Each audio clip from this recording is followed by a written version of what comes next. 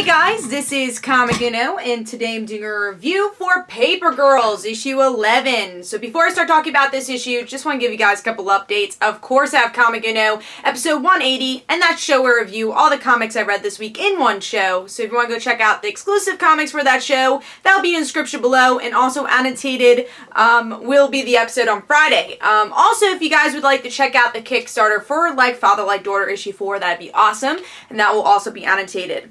But let's start talking about Paper Girls, issue 11. Finally, this book is back. I'm glad the hiatus didn't feel like too long, but at the same time, I would love to have Paper Girls monthly because I love this book. But let's start talking about the cover. We get to see a mysterious face in these bushes here. So who is it? They go into a new world, so we definitely get to see some newer faces.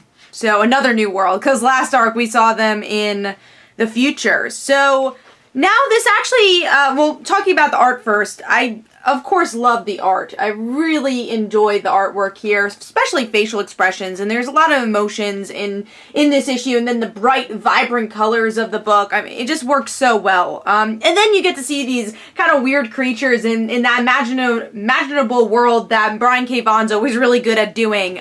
So let's start talking about the story, though.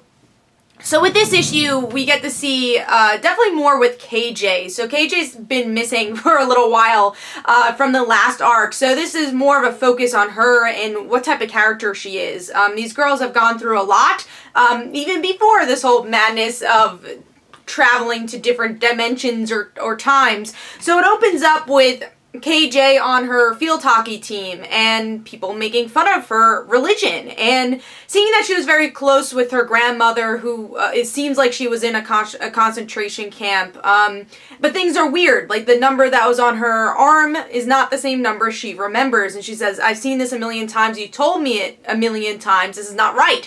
And then she drowns in blood. And that's kind of a bigger picture because we get to see, we learn that KJ, when she was in first grade, saw her cousin die by drowning. And this becomes an even bigger plot when Mac falls into the water, when she's just trying to figure out her life after figuring out and finding out that she doesn't have much time. She knows her expiration date. What is it like to know when you're going to die? So Mac ends up falling into the water and KJ tries to go save her. We don't know how that ends. That'll probably be in the next issue, but kind of KJ's worst fear she has to deal with here to save her friend. And then going into the more imaginary or imaginative part of the world, we get to see this woman starts attacking Mac, which is the reason why she ends up in the water, and she has a kid, and it seems like her kid. She's the same age as these girls, and they're shocked, like, oh, what world are we in that, you know, you have to be a mother at this age. And then we have this, like, big bear show up. Who knows where that comes from? And we don't know anything about this girl, so we'll see. Hopefully, as this arc goes on, we'll learn a little bit about her. And then another mysterious character shows up from the future, and she discovers time travel, or time traveling. And that's the whole issue. So there is a whole ton of awesomeness in this issue for the return of Paper Girls. First of all, I was so happy to see more development for KJ, because like I said, we saw a lot with Erin and the other girls, so it was nice to see more development from her, and that she's had a hard childhood, she's had a hard life, and now, you know, with these new obstacles, it's interesting to see her, why she'll do the things she does. So I like that. I like learning a bit more about her motives. So I really like that this was more about KJ. But it doesn't forget the other characters, like Erin trying to figure out the mystery. I will say Tiffany didn't have as much in this issue. But then, of course, Mac dealing with the same thing she's been dealing with, is knowing when she's going to die and what she wants to do with her life. But yeah, and I also like the other characters that were introduced. I think there was just enough mystery. It didn't feel like, oh, who's this character? They built them up pretty well here.